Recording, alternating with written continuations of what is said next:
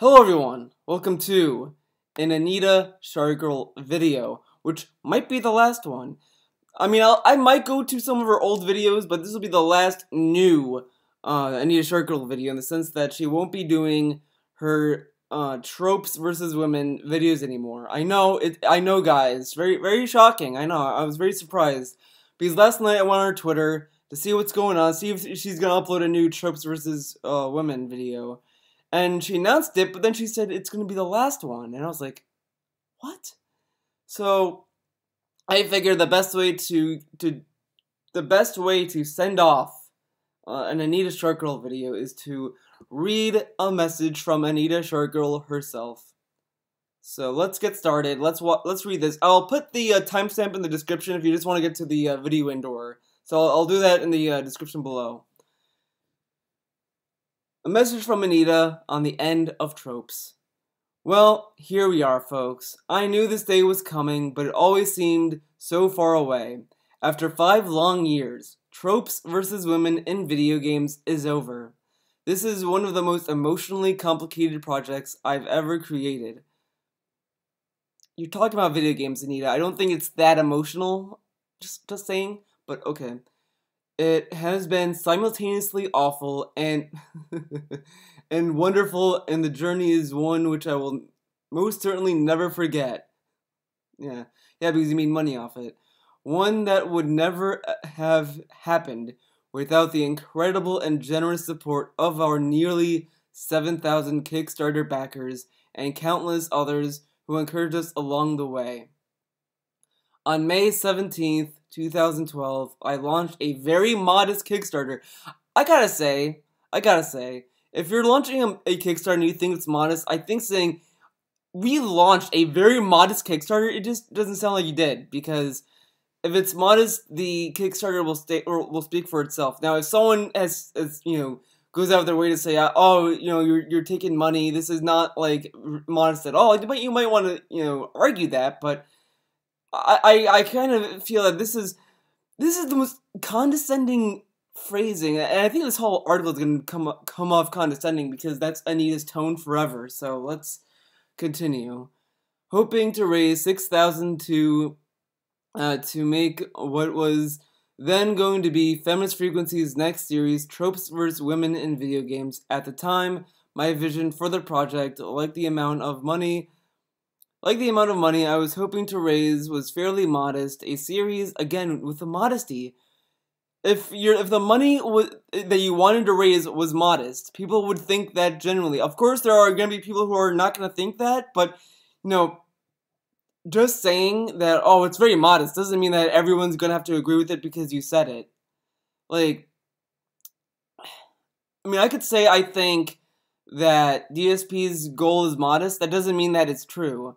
DSP can say that's a modest goal. That doesn't mean everyone's going to agree with it. People are going to give you shit regardless. So again, I don't agree saying, oh, well, you can say that you're aiming for a modest amount. Like, oh, I'm going to open a Kickstarter and the amount I'm going to be asking for, I'm going to try to go for a modest amount. That's fine. You can say that. You can say that that's your aim. But once you release it, once you open it, it's open. Just, I don't know. It's like kind of nitpick, I guess. A series of 5 videos, each perhaps 10 minutes long, about harmful sexist patterns of female representation in video games. Now, again, reading this before we even saw this video series, that's why I said I think the idea or the premise of this video series was fair, because it's proposing an idea that, okay, well, we're going to look at how sex is portrayed in video games, and I'm going to see if this and that, but there's really no... The video series did not come off at all unbiased or pushing a narrative, because obviously she wanted you to feel a certain way in the video. She wanted to push some agenda. But I said there was I think the premise itself, if you take this premise, rip it away from Anita. And let's say that I said I'm going to do a video series about this. Now, of course, you might say, I disagree, I don't think video games can portray sexism. And that's a fair counterpoint. But if I make a video series, I would probably go into a lot of detail and a lot of references, and I'd probably cite a lot of references to what I'm saying and all this, and I would probably not give it in a way that's condescending. I think that was the issue with Anita's videos from the get-go, is that she presented her the presentation of her videos was bad, because it was condescending, it was kind of like in your face about things, the tone wasn't that at all unbiased, like you could watch a video and you could definitely tell that she wants to give you a narrative. I don't think there's anything wrong with her doing this video series. I don't think there's anything wrong with the series itself. I just think it's more on her than the series. I think you can make the case that there is sexism in video games. I think you can make the case, but when you make a case, be it within video games or wherever, you really need to be sure you know what the fuck you're talking about. Because if you're going to make a case like this, and you're going to have a half-assed video series that doesn't have a lot of well-made points, no one's going to take that video series seriously, and no one is going to give you any credit for it. And that's what happened with Anita's video series. So that's my take. I'm sure someone's going to disagree with me on that, but that's just my opinion on it. This may be the end of Tropes, but it is absolutely by no means the end of feminist frequency. So at least we know that feminist frequency will still exist, guys. So calm down. We'll still get some shitty videos from her, maybe. Much of what came in the days and weeks that followed was great. It was exciting and gratifying to immediately see that many people had a real interest in feminist criticism of video games, as we blew past the initial funding goal within 24 hours. Well, of course, a lot of people kind of gave her shit for that, but she didn't have any control over how many people were gonna fund it. So a lot of people can obviously go over the goal. There's no way that she can cap the goal and then say no more money. I mean, as far as I know, I don't think there's a way for Kickstarters to do that. So I don't really blame her for how much money she made. I just think that there are people who are interested in this case, that might be interested in seeing an opinion being made about this, and that's fine. I think that the idea of the video series, as I said, is fine. I just think that she didn't have, she didn't research her points very well. She did not present her argument at all, if not good, I should say. So yeah, of course, there's gonna be people there that are interested in her opinion because at the time they didn't know who Anita was at the time. So of course they're gonna donate to her because they want to know what's her thoughts on this. And then when the series took off, when she started doing it, people started to kind of push back, and that's why her own video series kind of stopped being popular for a while. Like the first two videos of her Tropes vs. Women in Video Games series were very, the talk of the town, be it from critics and praisers alike and all that shit. A lot of people were talking about it. But the more that she did these videos, the less and less attention they got. So, obviously not a lot of people agreed with her, and those who did are probably people who don't really, or just Jonathan McIntosh, I should say. So in time, we expanded the scope of the project, bringing the number of projected views up to 12 and planning for longer, more rigorous analysis than I'd originally envisioned. While the latest video is 11 minutes, the other videos were longer, so she kind of went back on that, but okay. And there's fucking Valentine from Skullgirls. How dare you fucking use her, Anita? You didn't even talk about Skullgirls at all in your video series, Anita. I'm so fucking... Maybe she did. I might have to watch some of her old videos. Maybe I should do a old indoor of it.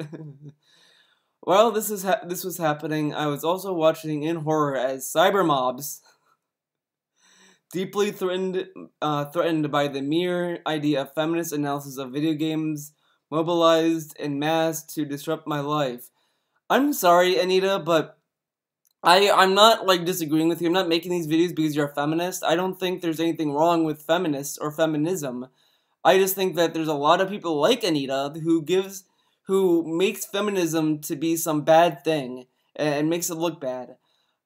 I know someone in the comments is going to disagree with me and saying, well, look at this and look at that, but I think the feminists that have the louder voice are not true feminists, in my opinion. I think the ones that actually give a shit about equality and aim for equality are true feminists. I don't think Anita is a feminist. I don't think people like her are feminists. I don't think that. You can disagree with me all you want. I'm not gonna. It is what it is. That's just my opinion of it. But as I said, I'm not making this video because of that reason. I don't really care if people make analysis videos of video games because there's tons of people that do that. But if you're gonna make analysis videos and you're gonna not do your research and you're not gonna present your videos in a good manner, then you're gonna get criticized. Like that's why I'm doing these videos, because her presentation is terrible. The way she presents her points is terrible, shallow, and not very well specified. So there you go. I don't agree. I will say I don't agree with people who threatened her. If you threaten violence towards her, then that's not cool. That's fucked up. You're no better than the people who you dislike. About there's this recent thing about these groups of liberals that are threatening violence towards the ACLU, I think, or something like that, and that's fucked up. I don't think threats of violence is good or fair or that people should do that. I disagree with that. I don't condone that shit. So there you go. In an effort to instill fear in me and in any woman who might dare speak out against sexism in gaming, these mobs flooded all my social media channels with vile harassment, made slanderous, racist, and pornographic edits to my Wikipedia page, because, Wikipedia is it's serious business, guys. Posted private information about me online, made death threats against me and members of my family. Now, people have said that these threats were made up. I'm not gonna I'm not gonna participate in that thought. It could be true, could not be true. But just in general, death threats, leaking personal information is not cool. I think that's really fucked up. So I'm just gonna say that if this is all fabricated, that's fucked up too. But if she's telling the truth, that's fucked up. So just saying. And threatened events I was speaking at, among other tactics. And while the volume of that harassment has ebbed and flowed at times, it has never ceased, and the legacy of Tropes can never be entirely separated from the deep veins of hostility, entitlement, misogyny that the reaction to the series revealed in some segments of the gaming community. But that's the thing. Like, I think the reason why, and the other reason why a lot of people make fun of her and when she says this kind of stuff, is that she says this about every single criticism she gets. People were upset that she disabled comments, but they're misogynistic. Oh, you think that this video series is bullshit? You're sexist. I mean, it's a fucking dumbass fucking argument. Nonetheless, we persevered with the research, writing, and production of the series, launching with episode 1 of a 3-part series about perhaps the most prevalent of all video game tropes, about women, the damsel in distress. Now, I want to emphasize something here, just to give you an idea of how much the vision for the project involved in the wake of the Kickstarter's tremendous and unforeseen success.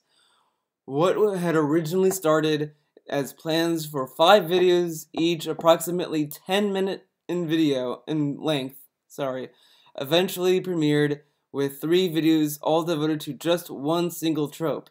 In total, those 3 videos came in at over 1 hour and 10 minutes in length, doing meticulous, comprehensive research spanning the entire history of video games. As preparation for those episodes was tremendously difficult and time-consuming, but looking back, I believe the results speak for themselves. Yeah, they're poorly researched, they're poorly made, and your presentation was garbage. People spent a lot of money, and this is what they got. A woman talking to a camera What kind of presentation is that?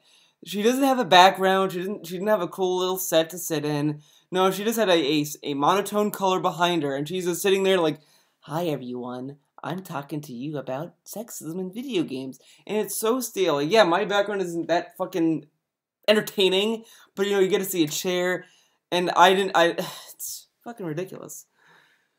But let's continue. Amid the tremendous fear and trauma resulting from the harassment I was experiencing, there were moments of satisfaction and solace as I saw that our videos were reaching people, players, and creators of games alike, and encouraging them to think about representations of women in games in ways that they hadn't before. We still have video games that these people complain about, by the way. Look, it's one thing to say like, oh, we need better like representation. That's okay. That okay. You know what? No, I'll give them that point. I'll say that maybe some representation for women is not the best, or there should be more representation in women in video games. But these characters have to be well written. The creator has to want to create them, because that's the line. That's the line that a lot of creators face, is that, okay, I want to do a female character. I want to do a series about a female character. Now, let's make this character fleshed out. Let's do what we want to do with this character. And then there's these creators that are like, well, we don't have a lot of women in video games. Let's just do a female video game character, and then just have her be the token character. Like, token characters are not the drive of what creators should do, because that stunts creativity inherently, because you're not making a character at that point. You're just making a shell. You're just making a shell of a character. Look at Ghostbusters, that reboot. Now, there's nothing wrong with them having an all-female cast. The issue of that movie was they were token characters. They didn't have a rich personality. They didn't have anything relatable or interesting about them. They were just there because they were women. They made the men characters token characters. There really wasn't anything in that movie that was of value, and that's the issue. If you're gonna do a movie, your characters have to have value. They have to have depth. They have to have a reason. Like, if you watch Ash vs. the Evil Dead, let's say, they have that one character, Ruby. She's a very well written character. She has a point. She has a motive. She has some depth to her. So that's why a lot of people like that character, for example. Some people might like her, some people might not. But people might like that character because she's a badass. She has something to do with the story. She's not just there because she has a vagina. Okay, where was I?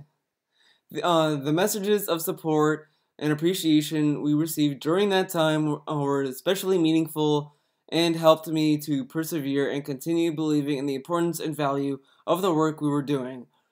Honestly, she should have that perseverance regardless of people, giving her compliments. Now, I'm not saying that compliments can't be a reason. It can be, but I think if she really believed in what she was peddling, she would not back down regardless.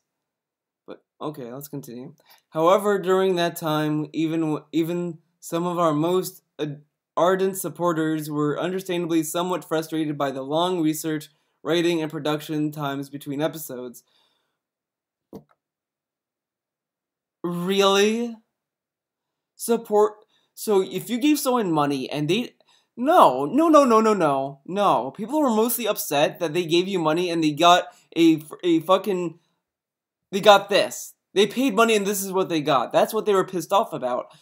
Like, look, if I gave you money and you were taking your time to research your argument, you did all this time to prepare a video to make it look the best as it can, and if I get that video and I agree with it, I'm like, wow, I could see let's take example the Angry Video Game Nerd movie. That movie was a terrible movie. I did not like that movie at all, but I appreciated the movie because James Rothel wanted to make that movie. He wanted to do that movie. So I appreciate that he got to do what he wanted to do. He did a lot of practical effects. The movie did look like it took the money that it deserved. that you gave the movie money, you got what you paid for, in my opinion. Now the quality, if it's good or not, that's subjective. So of course you can say that the movie was bad, but at least there was something that I can say about that movie that I got out of it. Like, I appreciated a lot of the effort and work that he put into that movie. So I do. So yeah, you can take all the time you want, as long as the video that comes out has something that you can appreciate. There's nothing I can appreciate about her fucking videos. Like, I really can't. I appreciate her premise more than her videos. The videos kind of kill that for me. Like, I appreciate the premise that she has, but when I watched her videos, that just kind of got killed. I just was like, what the fuck, Anita? So let's continue. By August of 2015, we had produced 3 damsel in distress videos, on 1 Miss Male character video. 2 videos are about women as background decorations, totaling just over an hour in running time, and a main episode and a special DLC mini episode about women as reward, along with 4 bonus videos in length and an analytical depth. These videos far exceeded what I had originally planned, and after covering just those 4 tropes, we had already produced 3 hours and 40 minutes of feminist criticism goodness. Feminist. As proud as I am of the work, of that work, at certain points it became clear that if we were going to finish this project within a reasonable amount of time, we had to make some adjustment. And so season 2 of Tropes was born. 8 videos, 1 each, on 8 different topics, shorter, snappier, hopefully more enjoyable and watchable, but no less substantial. Oh my god, this is fucking DSP level fucking peddling, dude. Well, good, making shorter videos is a lot better. My content has improved dramatically, dude. The change in format allowed us to speed up production time significantly without sacrificing the series' signature feminist analysis. And now we are at the 8th and final of those videos, the lady sidekick. Oh my god, there's more. Well, we're almost done, guys, and then we get to watch the fucking video. This episode examines how female sidekicks and companions in games are often designed to function as glorified gatekeepers, helpless burdens, and ego boosters, a pattern that works to reinforce oppressive notions about women as the ones in need of protection and men. Oh my god, I'm already laughing. I'm already fucking laughing at this. Oh my god, dude. We're in for a treat. I can already tell. And men as the ones in control who take action and do the protecting. I'm already in tears of laughing at the stupidity we're gonna sit through. I can't fucking wait. We then featured some games with relationships and that subvert traditional power fantasy mechanics, putting player on something closer to equal footing with the AI companions as they offer examples of what real communication, compromise, and mutual support in games might look like. Oh my god. I can't wait. I can't fucking wait, guys. I don't know why she included this when she put the video right there. Let the video fucking speak for itself, Anita. Jesus. It's bittersweet moment bidding farewell to this series. No, it's and she didn't close the parentheses. She did not close the parentheses. Oh my god. My grammar is shit. I'm not gonna say that I'm better at grammar, but this is fucking like sad. This may be the end of Tropes, but it's absolutely by no means the end of feminist frequency. But the Tropes videos were the ones giving you a voice, Anita. You're pretty much killing the one thing that made you a little bit relevant. We have so much stuff in the works, and I sincerely hope that you will continue to be a part of our journey as we move forward. We will be premiering our new show very soon. She has a new show, guys. One that brings our signature feminist media analysis to bear. Oh my god. Oh god. The Anita Sharkgirl The video game Anita Sharkgirl might be over, but the Anita Sharkgirl will never go away. On issues happening right now, as we examine the connection between representations in pop culture and the racism, sexism, and transphobia of, oh god, of our current political climate. If you voted for Trump, this is what happened, guys. We're getting a huge Anita, like, fucking, like, nonsense, dude. But we probably would have gotten that regardless, TBH. I don't think Trump is the cause of this. I just think, yeah. Before I wrap this up, let's take a short, oh my god, fuck that. Okay. Oh god, there's more. There's more. Okay. In all that's 4 hours and 15 minutes of feminist video game analysis. It's bittersweet moment bidding farewell to this series. It's definitely time for it to be over. Time for Feminist Frequency as an organization and for me personally to move on. But I keep thinking about all the ways that, okay, enough of this. Fuck this. Fuck this, guys. We're moving on. We're 26 minutes on. 26 minutes. I think it's time. It's time! Put on your fucking hats, guys. It's time for us to get into the shit. Okay, it looks like I can open them from here, but I won't be able to come in with you. Here goes.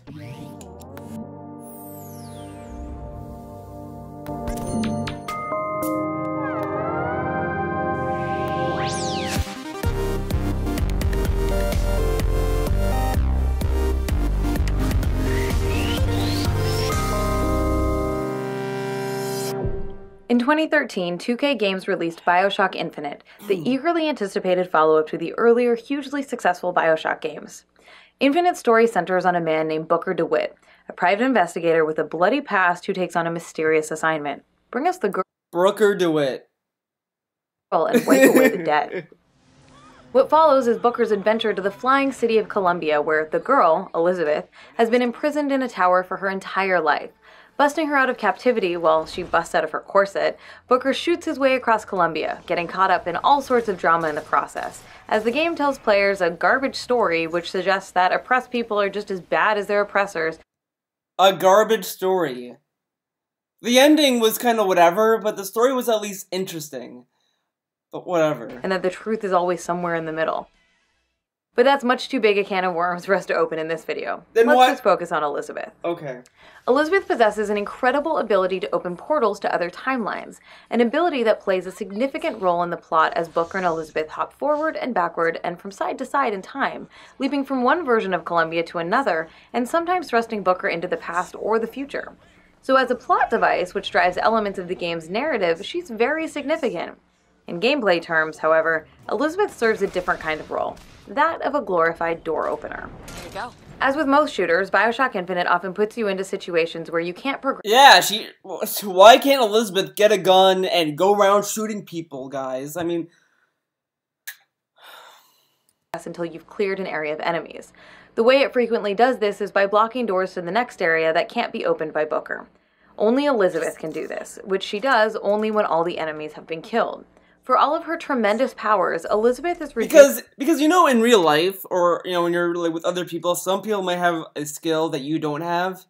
So, if let's say you're stuck in a house, you're trapped in a house, you're trapped somewhere, and you suck at lockpicking, or you suck at some skill or whatever, but you're good at fighting, and then the person you're with can lockpick or do some of the skills that you can't do.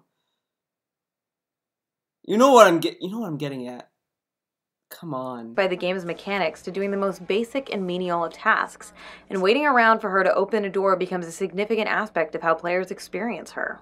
Let me scout ahead, see if there's some way to move forward. Of course, she performs other actions. Yeah, but it's mostly the annoyance of the game design, not the character. No one's sitting there like, fucking Elizabeth, I have to wait for Elizabeth, fucking Elizabeth. No gamer says that. It's, oh my god, why did they develop this? Why did they design this? They could have done this better, or something. No one blames the fucking character, Anita.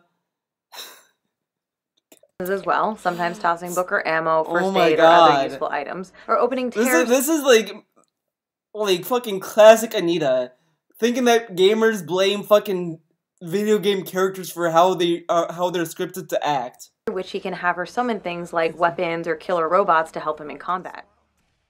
Now, there's nothing inherently wrong with the idea of characters who play a supporting role in combat situations. Then why are you bringing it up?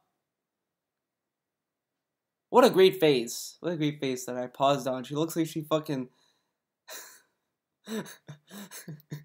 Elizabeth is an example of a female sidekick who is reduced to a tool. There aren't reduced to a tool? I didn't think that when I played the fucking game. I'll tell you that much. I actually liked the character. I actually liked Elizabeth. She was a likable character. I was like, wow, you know, Elizabeth is a, you know, a pretty cool character. I kind of, you know, care about her. You know, I don't want anything bad to happen to her because, you know, I guess it's not really spoilers because it's an old ass game at this point, but you find out that she's like your daughter. So, like, you know, the feelings that you get throughout the game kind of reward each other. Like, this is just so fucking, like, oh my god. Oh my god. mechanics that allow you to have meaningful interactions with her. She just opens doors and dispenses... You do other things! When she's dancing, you go up to her and you interact with her, you talk about, you know, her dancing or whatever. You talk to her multiple times in the game, Anita! Come on! things, and her tear opening powers are not her own, but yours to call on and control with the press of a button. Elizabeth, a little help? Looks simple enough. But sometimes she doesn't do... I think there was a part in the game where they kind of, like, had some disagreement or something. I haven't played this game in a long ass time, so I might be wrong. But I think there was one time she, like, refused to open tears or whatever, because she was like, oh, fuck you, Booker, I'm not gonna do that shit. Like, but it's also, like, in her best interest to help you. He's trying to rescue her, trying to, like, bring her out into like, the open, trying to, like, make her free, and all that shit. So you'd think that she would go along with helping him. Anita, did you play the fucking game? Or did you play the demo and base the whole game around that? At other times, she's less like a person and more like a sexualized slot machine tossing you a sexualized slot machine. Yeah, because Booker wants to fuck his daughter? What the fuck, Anita? That's fucked up. Occasional coin. Come on. As a glorified gatekeeper, Elizabeth joins a long tradition of female sidekicks, including Alex from Half-Life 2 and its follow-up episodes, and Yorda from the much-beloved Aiko, whose magic is needed to activate doors, staircases, and other mechanisms. Oh my god, she's so fucking dumb. Is fucking Last Guardian animal abuse because they treat Trico as a fucking tool to get the main characters in certain places? I wonder why she's not talking about that. Allow players to advance. Yorda also has a distinction of being the quintessential example of what I call the damsel escort mission. You know, after making 3 whole videos about damsels, I'd kinda hope to never have to talk about them again. No. Again, if you paid attention to Aiko, I haven't played that game, so I guess I can't say, but I'm pretty sure there's probably a story reason why she can't really do shit. It probably has nothing to do with her gender, Anita. Just saying. Gaming's love of using helpless women as both narrative and gameplay devices was too much for even those videos to contain. But I bet you wouldn't say shit if it was the other way around. Damsel escort missions occur when a female character joins the male player character, but is largely helpless. And rather than being a clear benefit to the player, she... Largely helpless. While earlier in this video, she brings up Elizabeth, says how useful she is in games by giving you coins, ammo, healing, opening doors, scouting for ways to open doors you can't open. But we're not going to focus on that. We're talking about the bigger issue here, guys. Feels more like a burden. A burden? A burden? I'm sorry you feel that way, Anita, but, like, I mean, maybe Aiko you could feel like it's a burden because you don't like escort missions, but that's not the point. But no one is blaming the girl for that. They're blaming the game, Anita. Like, when I played, like, what's the game? There's the game oh, fuck it. I'll just use MGS3 as an example. Even though I didn't really bother with getting annoyed by it. But let's say that someone playing Snake Eater, they get to the point where you have to escort Eva through the jungle. Now, no one complained saying, well,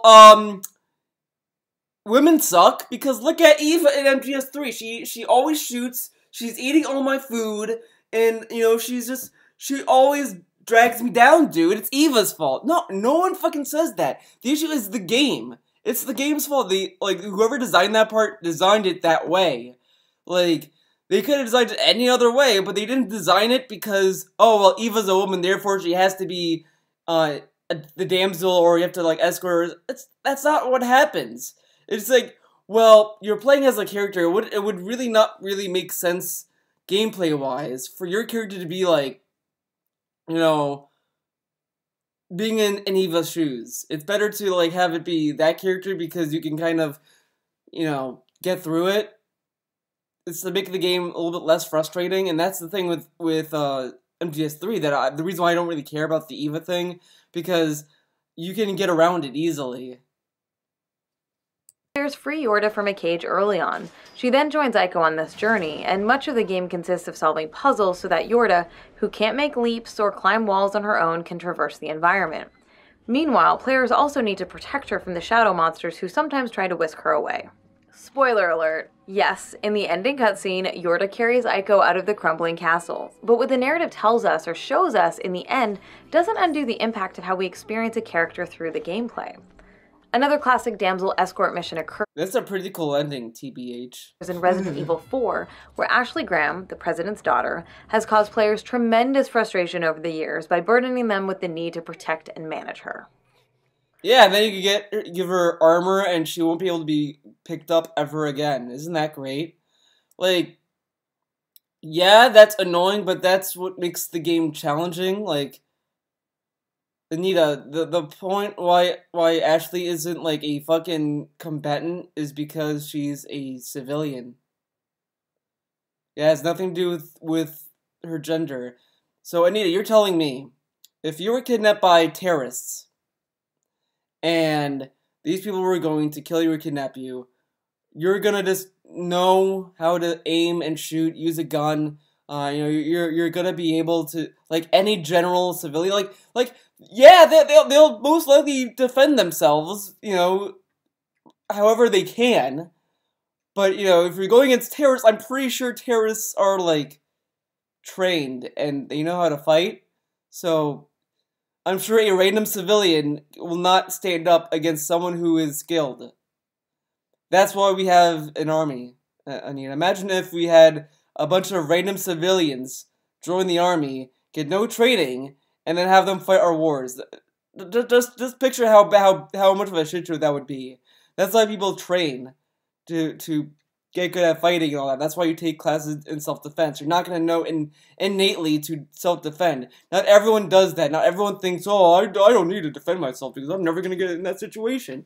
Ashley Graham wasn't born thinking, I might get kidnapped tomorrow. Whether they're presented as capable or helpless, female companions often encounter situations in which they just can't proceed on their own. Ellie in The Last of Us, for instance, is hardly a Yorda-like damsel, but when she encounters a body of water, she may as well be, and Joel has to go out of his way. She didn't learn how to swim. In a post-apocalyptic setting, that's pretty understandable. Because think about it. Think about it. You're in a world where you have enemies that can bite you. Do you want to be in your bare skin learning how to swim when you were a kid or something? No. You're not going to learn how to swim. Like, yeah, swimming would be useful, but, you know, it's going to be very hard to learn. And if you swim with your clothes on, it's going to weigh you down. So, you know, it's kind of a fucked position. And especially in a game where they group people in, like, camps. I need to play Last of Us and pay attention to the story. Get her across.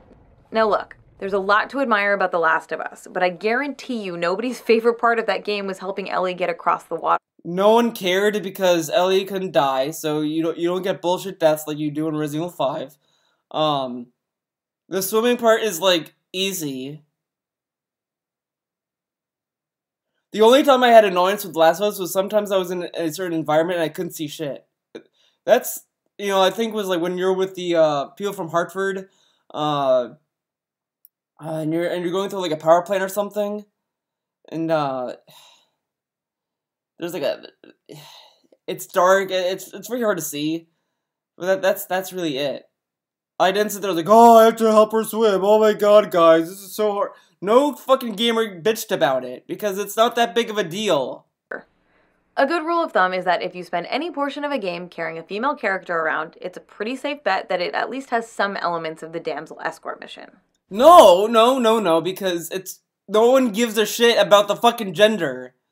No one's sitting there thinking, oh yeah, women are this fucking helpless. No. This is such a... Oh, you're heavier than you look. To be clear, there's nothing whatsoever inherently wrong with depictions of people helping each other in times of difficulty. If anything, we could do with a lot more narratives that focus on... Oh, let's talk about Emma Emmerich, guys. She's such a fucking bitch. Fuck her, dude. She can't learn how to swim. Oh, it's not like she had some traumatic past that prevented her from learning to swim, right? Fucking bullshit, dude. Companionship, cooperation, and support. But the models games give us rarely offer experiences in which this kind of support is truly mutual. Instead, we see a... Truly mutual. Okay, so Elizabeth didn't want to leave her little like room that she was trapped in. She didn't want to experience the outside world. Huh, okay. Ellie didn't want to, go meet up with the Fireflies to give the cure to the human race from the clickers. Well, I guess that wasn't mutual. What else wasn't mutual? Ashley, yeah, she obviously did not want to leave Spain or wherever they were at, right? She wanted to stay there forever and not go home. Yeah, that's unbelievable, guys.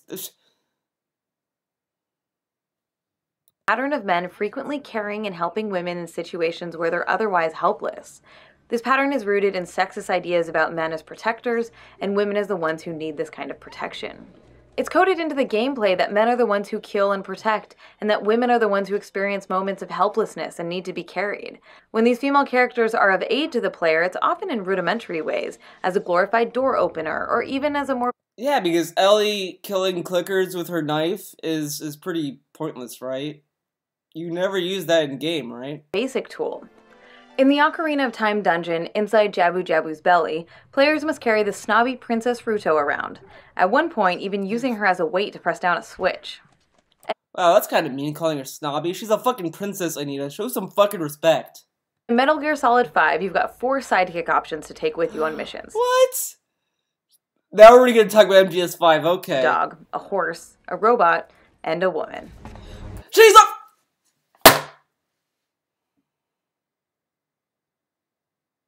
That kind of pissed me off. I'm sorry. Really? She's a fucking sniper. She's a sniper. A sniper. Don't you think a sniper is useful in missions, Anita? Herp the fucking derp. Like, what point is this? In Metal Gear Solid 5, you have buddies, and, you have a dog? That does, okay, that's fine. Okay, you have a horse? A robot? Well, it's not really a robot, but okay, we're gonna pretend it's a robot for Anita because she's not very bright. Whoa, but a woman! Wow, sexist. Fuck. Finally, female companions often function as cheerleaders, doling out little ego boosts to players for gunning down bad guys or pulling off other feats. And I have to get you out of here. Now come with me. Along with the glorified door... Yeah, because if you're with someone that is trying to help you and they're killing the people who want to do you harm, you're just gonna be like... this. You're gonna be silent the whole time. No, you're gonna be, like, cheering, Anita. You're gonna be like, yeah, go get him!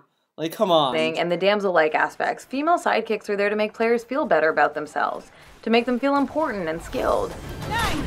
You did it! It's funny that she showed that clip of Uncharted where he did that to Elena, but, like, that happens all the time with every character. There are times where you have to, like, help Sully, help Flynn, help Sam, your brother, help all these people. Similarly, but that one image of Elena, oh, let me tell you. You did it! Wow! You're so cool! You're just trying to impress me. Were you impressed? Got all those guys all by myself? But these interactions are rarely depicted. Yeah, use a fucking snarky, sarcastic fucking clip. Yeah, okay. And notice how she cut immediately, because I think in that part, like, Elena says something that's like, oh yeah, sure, okay, whatever, buddy, shut up, like, as mutually supportive. It's not nearly as common in these scenarios for the male player character she doesn't to talk! offer emotional support to their female sidekick to tell her that she's doing a great job. These particular Okay, so Venom Snake did not give any words of like compliment to Quiet. Like, she didn't say Quiet, like, pretty good or whatever, but like, he, like, you form a bond with her. Oh my god. Other sidekicks aren't designed as characters that players can actively engage in developing a relationship with.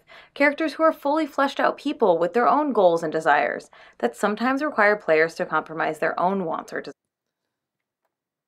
Okay, so I'm Leon. Okay, I'm there to save Ashley, to get her out of that fucking place, to get her home. She wants to go home. What am I gonna have to compromise for that? Like, Ashley, I want to go home. Yeah, I want to go home too. Ashley, I have to. I understand you want to go home, so I'm gonna take you home. Yeah, I want to go home, Leon. No, Ashley, you don't understand. I'm putting your desires above mine. That wants us to go home. Leon, we both want to go home. Okay, we're on the same page here. No, Ashley, look, I don't want to be sexist. I don't want to be misogynistic. I'm gonna sacrifice my wants of wanting to go home out of this place and to go home safely, and listening to you who wants to go home safely. So I'm gonna put your wants above mine.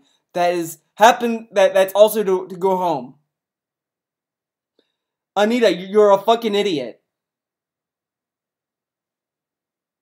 This is the dumbest video. This is the worst video. Like, and this is the video that she's ending the series on. I want you to like realize this. This will be this is gonna be like in your mind the whole time that she chose to end the series with the dumbest fucking video I've ever seen in the series, and that's saying quite a lot. There's a lot of videos that are pretty fucking dumb. This takes the cake, because she's ignoring that Ashley wants to go home, Leanna wants to go home, so there's really no point to compromise there. I don't know the girl who's in the center. She's from Heavenly Sword, but doesn't she, like, enslave that guy, though, to have him do things? I'm pretty sure that was the whole, like, part of Enslaved. But that game also sucked, so... This pattern of female sidekicks who serve more as gameplay devices, door openers, and ego boosts than as people is a design approach rooted in the idea of games as power fantasy. Players get to feel powerful and important, sometimes issuing orders that are obeyed without hesitation or doubt. Companion... But you're playing a game. Of course, power fantasy is part of it. Like, when you're playing as Bayonetta, she's a very powerful and... like, character. She kind of, like, humiliates every enemy around her. So yeah, there's a power fantasy going on, but, you know, when you're playing Resident Evil 4, you're not getting off to. You're like, yeah, I'm taking Ashley home, guys, oh my god! Oh, Quiet? Yeah, fucking sniped out those people, dude, oh my god, I have so much power, dude! No, everyone's like, yeah, I want to finish this mission, Quiet wants to help me finish this mission. There you go. And the other thing is that she was also sent there to kind of kill Venom Snake. They kind of formed a bond. A lot of stuff, Anita. You really need to shut up. Dynamics in games almost never model what equal footing, cooperation, and collaboration in a relationship might look like. But you're not in a relationship with these people, though. I mean, like, okay, you might be able to make that case, kind of, with Snake and Quiet. Just kind of, because they did have development between each other. Like, you might say that the development isn't good, but it's there. What else? Like, oh, this isn't, like... what kind of relationship do you expect from Leon and Ashley? Ashley wants to go home. Leon wants to take her home. Like, she's a civilian. It's kind of understood that she can't do a lot of combat things because she's not a combative person. She probably didn't think that she needed to learn how to be defensive or whatever. She's just a random high school girl. Anyone in high school that age are gonna be as useful and useless as Ashley is, because they're not fucking, like, skilled fighters, Anita. I don't know what planet you live on. Like, yeah, women can defend themselves, but they're not gonna, like, be able to fucking fight terrorists who have more training than them. Just saying. But instead serve to make the player feel like the center of the world, the one in control, which... You play as Leon, who is a Secret Service person. Your job is to protect the president's daughter and bring her home. You do kind of have power there because, well, actually no, you're doing what you're told. Like, the president has had the real power, and they sent him out to get his daughter back. So Leon's just doing his job. Booker DeWitt is also doing his job because from my memory of that game, someone hired him to go to Columbia, and to save Elizabeth or something. These people had jobs to do. is not at all a model for healthy relationships. You're not in a relationship with these people, Anita. Fucking, like, wake up.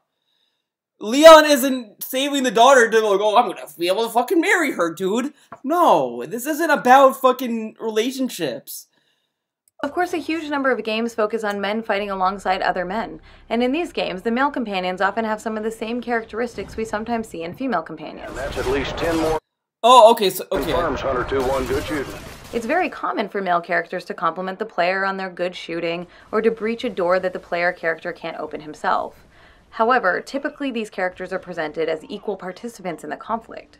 In shooters ranging from Call of Duty to Gears of War, the player's male companions are armed and active, and are portrayed as playing their part to fend off or eliminate the enemy threat. But the whole point of video games is that it's supposed to make you feel better about yourself, because, like, in real life, fucking sucks. You know, you have people out there that say you're a piece of shit, you're an asshole, fuck you, you're, you know, this and that, all that shit. A lot of people play video games to get away from that, and they're told that you're, in a way, it's like being in a safe space. I know, guys, fucking calm down, put your pitchforks away, you know, but, like, video games are an escape from reality.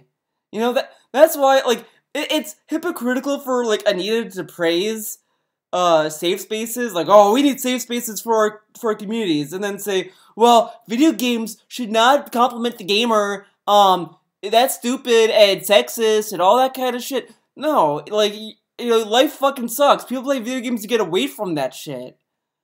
Why do you want video games to imitate life perfectly? Like, let games be games, dude. Like, not every game has to be art. It's that same debate where it's like, well, oh, are video games art? They can be art. Video games can be art. But not everything that's a video game is art. Like, come on. Occasionally in these games, male characters do have to protect other men, but unlike scenarios in which men protect women, these less common instances don't reinforce pre-existing cultural attitudes about men, women, and gender. Similarly, the occasion... It only comes off that way because you don't think about gender when it's a man, but when it's a woman, you suddenly think about gender. That's the issue, Anita. That's why you are offended all the time, because you're not looking at it the same way that you look at how men are when they are in distress. That's why a lot of people criticize Anita, because she is very, like, oh my god. Situation in which a female character protects a male one, which happens in the 2013 Tomb Raider reboot, among other games, also isn't a problem, because it doesn't work to reinforce limiting, harmful ideas about women or men. But it makes the woman very strong And it's ridiculous. Men should be treated equally, Anita. You said that in your video. How come women can save men, but men can't save women? Why is that okay? Yeah, see how bullshit this fucking video is? This is what I mean when I said earlier that the idea, if you want to talk about sexism in video games, that's fine, but you really have to know what the fuck you're talking about. This is not a good fucking point. It makes no fucking sense. What's the difference between this and fucking Resident Evil 4? What's the fucking difference? It's not. There's no difference. Because, you know, the men in Tomb Raider are basically there to be whatever. You know, you're helping them as much as the men help the women in other games. But that's the problem. What the fuck are you talking about, Anita? Like, what the fuck are you talking about? Like, this video is just, this is like, oh my god. How dumb do you have to be? Already exist in our culture. In other words, we live in a culture that says, generally speaking, men should be the protectors and women should be the protected. When women function as... But everyone knows that's an outdated way of thinking. We don't think that anymore, Anita. No one thinks that way. Only you do. You and Jonathan McIntosh. You think like that because you're an idiot. You ignored the whole point of Resident Evil 4. You don't give any credit with anything. You clearly fucking contradicted yourself with bringing up Tomb Raider. Good fucking job. Competent companions whose skills are more or less equal to those of the player character, it can challenge these ideas. The Last of Us goes against... But you're ignoring the fucking context of those other games. You ignore the context of Resident Evil 4 with Ashley being a fucking civilian. You're ignoring the context in Bioshock Infinite with Elizabeth being a sheltered character that doesn't really get to see outside very well. And she wants to be free. You don't understand the context with Ellie. You don't understand context with the games you were bringing up. So that's the issue. It's not that you're a feminist talking about sexism in video games. That's not the fucking issue. If you want to talk about sexism in video games, that's fine. But if you're gonna ignore the context to push your fucking point, then your argument is invalid. Because you have to take into account the context, the story, the way it's designed, everything into to weigh in your argument. You can't just cherry pick examples from games and then ignore the whole fucking story or the context. You can't just ignore why Ashley can't fucking defend herself very well in Resident Evil 4. You can't ignore that because it's part of the fucking game. That's why she is the way she is, because she's a fucking civilian. If she was a military combat, if she was a soldier and you're, like, for example, Meryl Silverberg, Meryl from MGS1. Let's pretend that she's in the shoes of Ashley Graham, where Meryl is useless and she can't do anything. Like, she literally cannot do anything. That's sexist, because Meryl is a trained soldier. How can you tell me she's trained and she can't do shit? Like, yeah, you could kind of say that she, in some ways, in MGS 1 and 4, she's kind of, like, useless, but she at least does stuff to contribute to the story. So she's not that sexist, she's not damseled or anything at all. She actually, she's a well-written character in some way. I mean, in 4, it's kind of whatever, but she's still a character. But if you take a character like Meryl, strip her, and just, you know, try to say that she's a useless soldier, okay, I can agree with that being sexist. I can see that point. But she isn't. You picking Ashley Graham, who is a civilian, and trying to say that, well, she's not as skilled as Leon, is a fucking retarded statement, because of course she isn't. She's a fucking civilian. She's not a fucking security service agent that's specially trained, who was a cop for 1 day or whatever. No. Anita, do you think when you make these arguments, you write down and say, wait a second, this doesn't make any sense? The grain by giving us the character of Tess, a somewhat rare and refreshing example of a woman who fights alongside the male protagonist. What about Marceline? She did shit too. The later Gears of War games do a decent job of including female squad members who are on equal footing with their male counterparts. Fuck 4. Gears of War 4 is the worst. It has the worst characters. All the characters are the fucking same. They're all like wisecracking assholes. Yay, yippee! These characters are likable, right? No, and I'm getting tired of that too. Like I was reading a graphic novel in Barnes & Noble. I don't remember the name, but it looked cool. The art style was pretty cool. But when I was reading the dialogue, I got tired of it. I was like, okay, well, I'm done because it was just like, oh, well, wow, guys, it's Christmas outside. Oh. Like they all made all these like wisecrack quips, and I was like, okay, I'm fucking done. I'm tired of these characters. And thankfully, we're seeing more games that complicate and subvert the old patterns, providing players with relationships with supporting characters who don't function as mere extensions of the... anyways, yeah, with Gears of War 4, the reason why she's portrayed well, and I think her name is Anya from Gears of War, the one that joins your team in 3. What about her, Anita? She does stuff. She does stuff too. But the reason why they subvert the trope is because they're soldiers. They're trained to fight. So, yeah. Of course, they're not going to be fucking like Ashley Graham, because Ashley Graham is not a soldier. I know, shocking. I know. Player, but who feel like separate individual people. The 2016 indie title One Night Stand throws players into a situation with a female character who clearly has her own feelings and her own desires, and communicating with her is a matter of trying to find some common ground for mutual understanding, not one in which the player is in total control of the situation. Because it's a fucking indie game. Again, you can design a game however you want, but if you're designing Resident Evil 4, and the story is you're rescuing the president's daughter, what benefit would it be if the president's daughter wants to stay home or wants to stay in the area that she's kidnapped in? That's kind of fucked up, Anita. I mean, come on. In Left Behind, the wonderful add-on for The Last of Us, Ellie's companion Riley is not someone players can issue orders to or someone they have to protect. Riley is... It's the same thing in the fucking main game.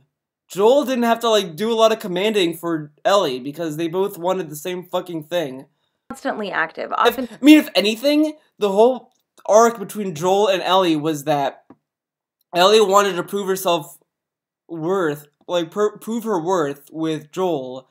And I would say, like, I can defend myself and this and that. And then, as you go on in the game, he gives her a gun, lets her, takes her input, seriously, and all that kind of stuff.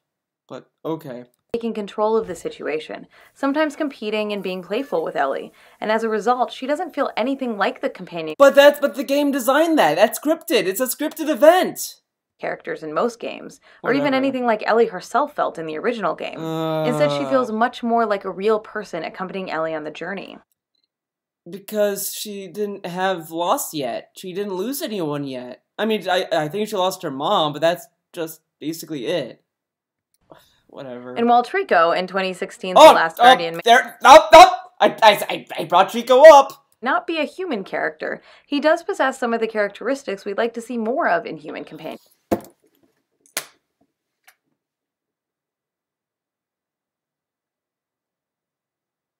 Do you know the one game people kept comparing this game to? Echo. Because you used a character in the game to help you solve puzzles, and you had to escort them. I know, right?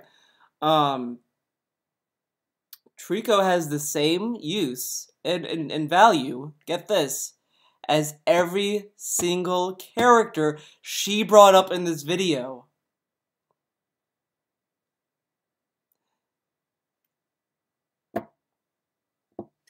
In games. Asking Trico to do things is... Yeah. You want women to act like animals?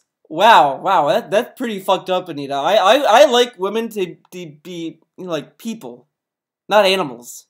I don't think they should be an animal, Anita. That's really fucked up, dude. A simple matter of pushing a button and watching him immediately obey. He's not a simple tool, not just an extension of the player. Oh, but if you ask DSP, he's gonna get fucking salty about that, right? Sometimes he's hesitant, reluctant, even frustrating. But this makes it feel more like he's a living...